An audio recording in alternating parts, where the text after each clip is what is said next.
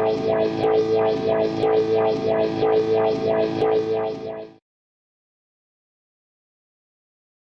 what's going on, guys? Brian from Zombie Guitar here. This is part 5 of the chord tone soloing series. Alright, and in this part we're going to start to focus on minor chords. Alright, so far in parts 1 through 4 we focused primarily on major chords with the exception of the 6th chord, which is one of the most common chords that you're going to find in any diatonic key. Okay, so far we used the 1 chord, the 4 chord, the 5 chord, and the minor 6 chord.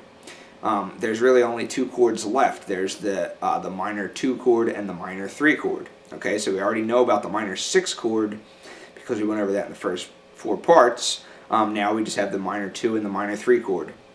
The 7 chord, no one ever uses that, so don't worry about that. So really there's only 6 diatonic chords that you have to focus on in any given key. Okay.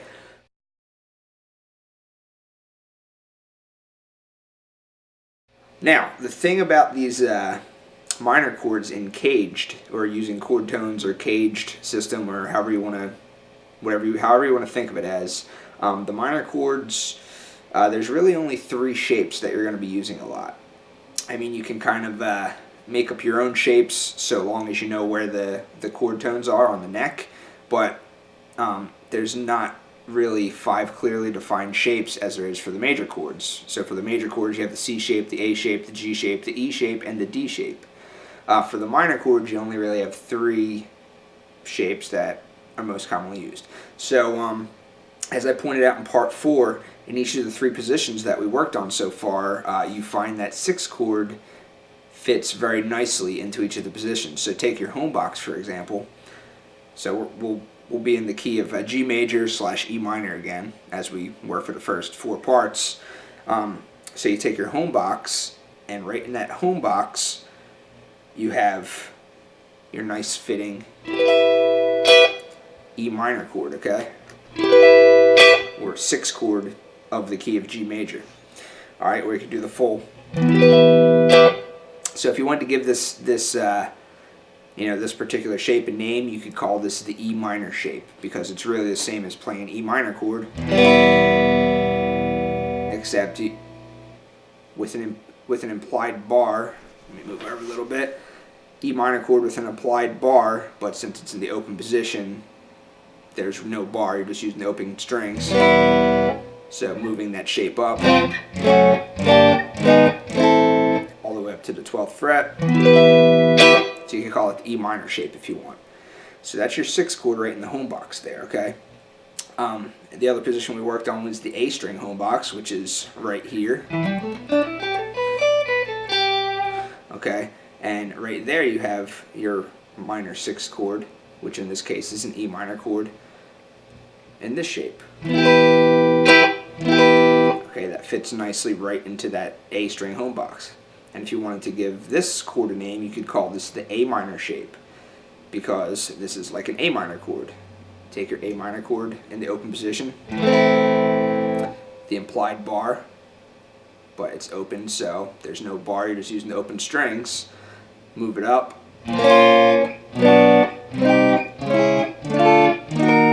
Okay. So right in that position you have, if you want to call it the A minor shape, that's your A minor shape. Okay, and then the other position that we worked on in part 3, which is where your 1 chord is right here. Okay, we found that our minor 6th chord is located nicely in that position like this. Okay, and if you wanted to put your root down, you could go like that. I don't usually play this chord I usually just play the top 3 strings of this chord, but if you wanted to do the full chord, and you could call that the D minor shape, because here's your D minor chord. Move it up.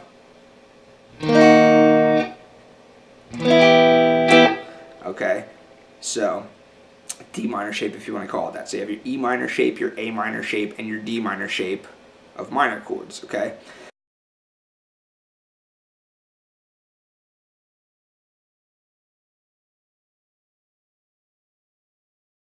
So,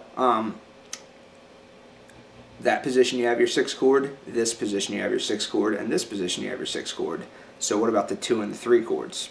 Now the thing about the 2 and the 3 chords in any given key is whenever you locate the nearest shape for these chords, the 2 and the 3 chord are always going to have the same shape as each other, and they're going to be 2 frets apart.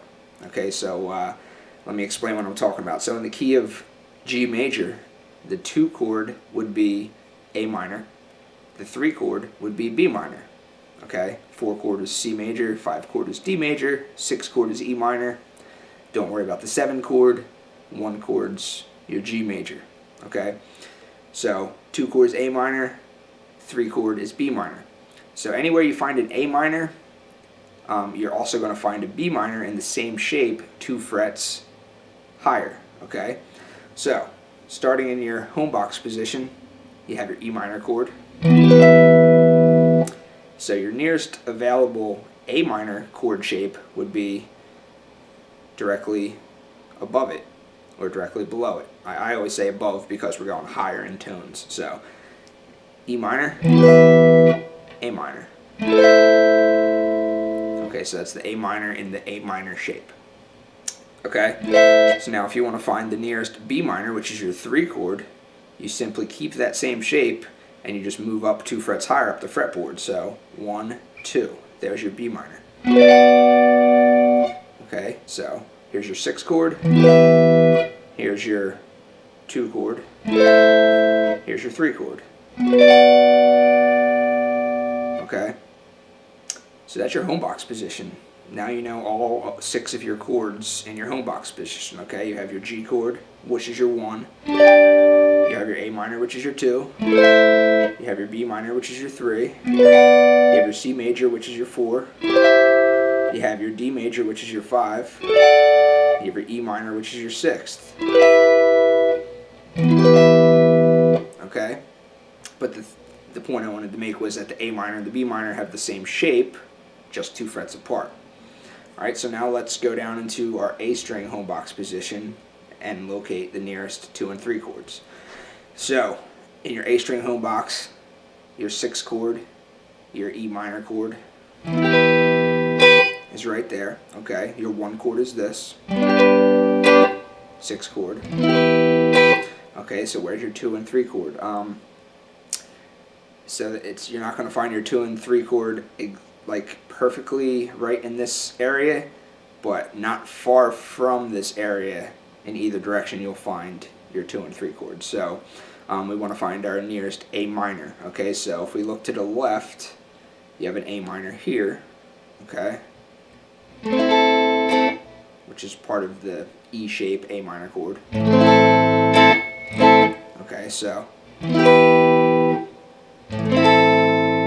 gonna have to shift a little bit, but knowing that you have this shape, it's super easy to find your 3 chord because your 3 chord is always going to be the same shape as the 2 chord, but just 2 frets higher. So A minor, B minor.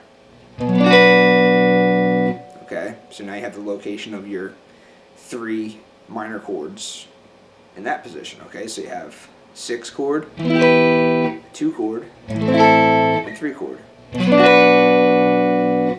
Okay, you could also locate these chord shapes to the right. Okay, so again, staying in this A string home box position, take your 6th chord, your E minor. We want to locate an A minor that's kind of this direction. So here's an A minor chord right here. Okay, that would be the D minor shape. Alright, so now we don't have to think to find our B minor chord because we already found our A minor. We found the shape of it. Is all we have to think is 2 frets higher.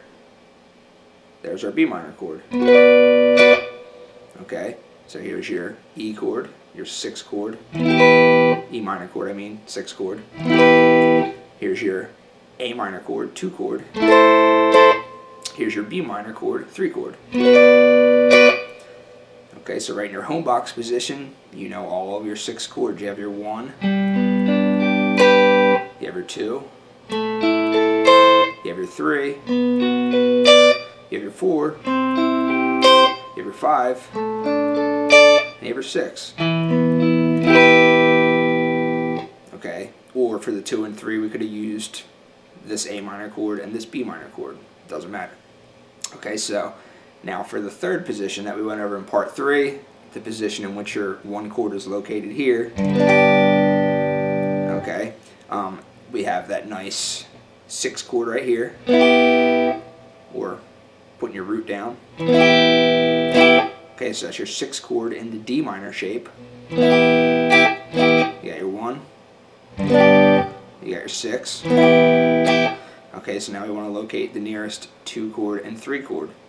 Again, 2 chord is your A minor, 3 chord is your B minor. So you could either go right or left.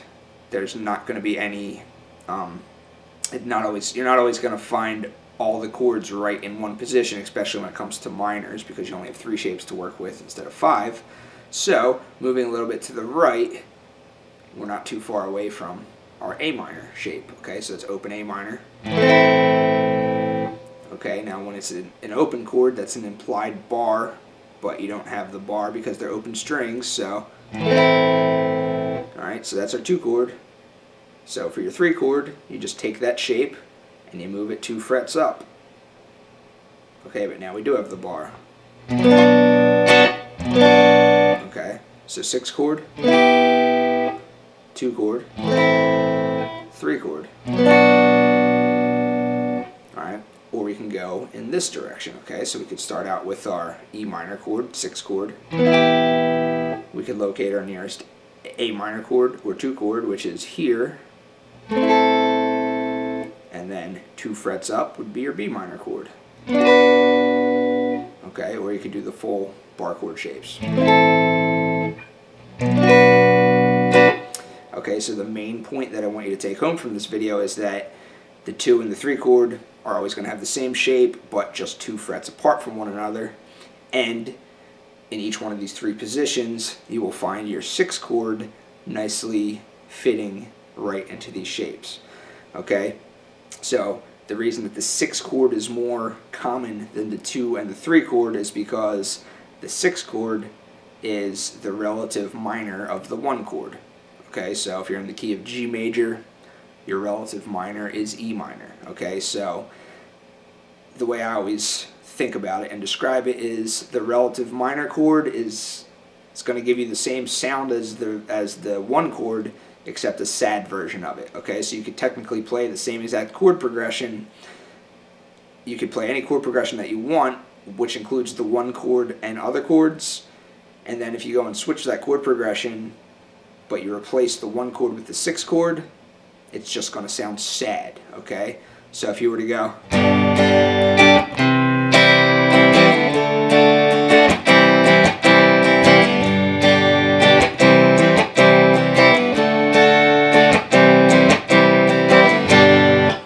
Happy sounding progression. That's a 1-4-5. So instead of playing the 1 chord, I'm now just going to substitute with the 6 chord. So it's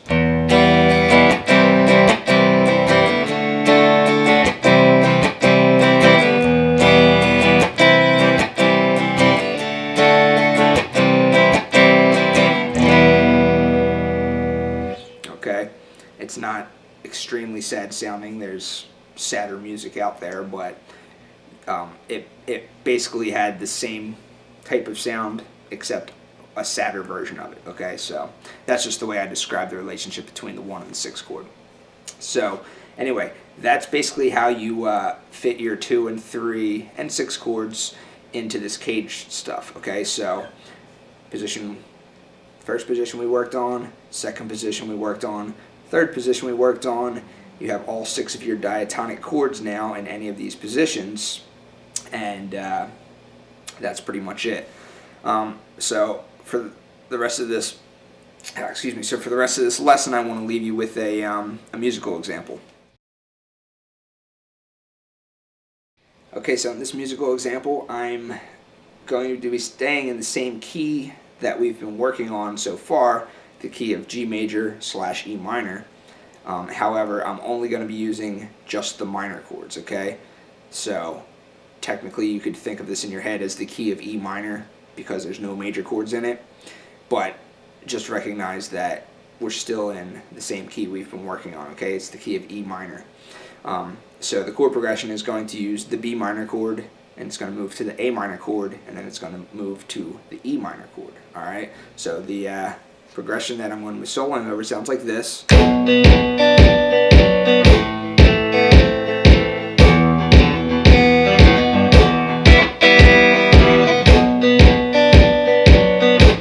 Okay, so that's the chord progression I'm going to be soloing over.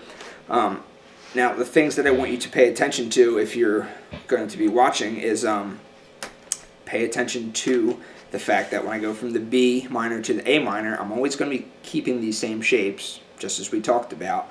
So I'm going to be kind of using the same patterns. I'm going to be B minor to A minor, and then it's going to go to the nearest E minor shape. Alright, or B minor to A minor to the nearest E minor shape, or B minor to A minor to E minor. Okay, so just pay attention to that, okay, and you'll see what I'm talking about. So.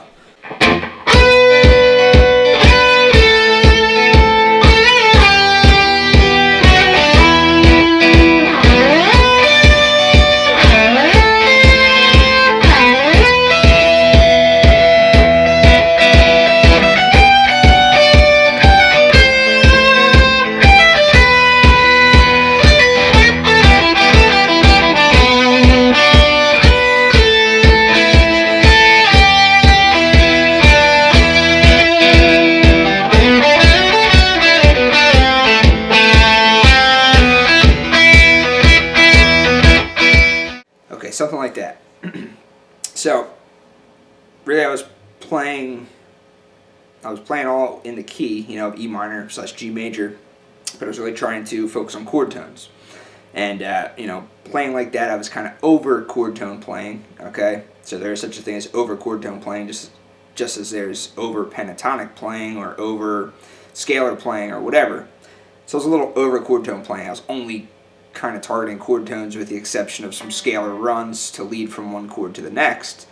But the point is, I wanted to demonstrate, you know, how the 2 chord and the 3 chord are the same shape, and a lot of times when you're on that 3 chord and then it moves to the 2 chord, it's very easy to see the shape, you know, not just understand where it is, but literally see it, you know, like actually the notes sort of just kind of light up to you because the 2 chord and the 3 chord are only 2 frets apart in the same shape. So that's kind of what I was trying to demonstrate.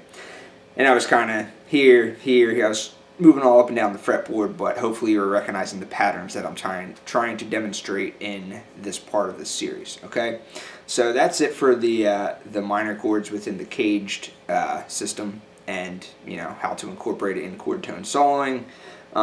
Hopefully I wasn't too confusing. If I left anything out or if you have any questions, feel free to hit me up. But that's going to do it for part 5. Stay tuned for part 6. Thanks a lot.